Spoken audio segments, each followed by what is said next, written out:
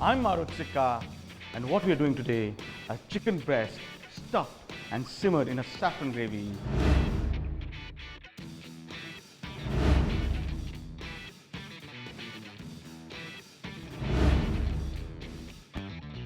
What we need is a nice plump breast of chicken, very fresh.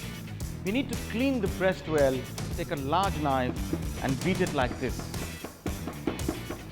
I've got 4 such pieces and these need to be pre-marinated.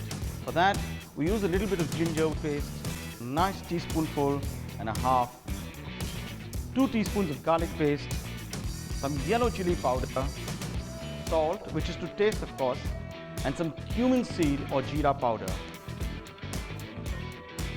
Let's make the filling for our chicken breast now. We start with about 1/4 of a cup of soya. To this we add half cup of cheese. You can even use English cheddar. Half a cup of finely chopped onions, a small handful of peeled anar,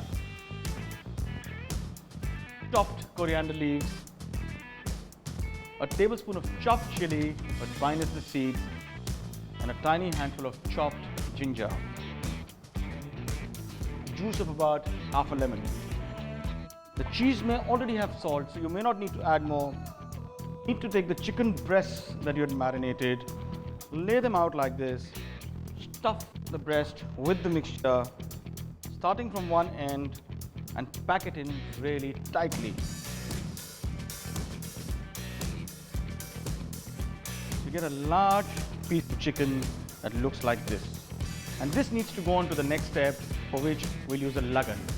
We use a lot of desi ghee here and a little bit more, some whole spices, a couple of black cardamoms thrown in, 4 or 5 green cardamoms, some cinnamon, tiny piece of mace, small handful of black pepper.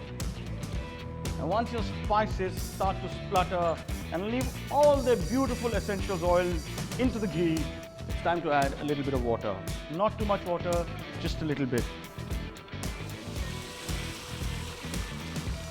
And now we gently lower these chicken pieces.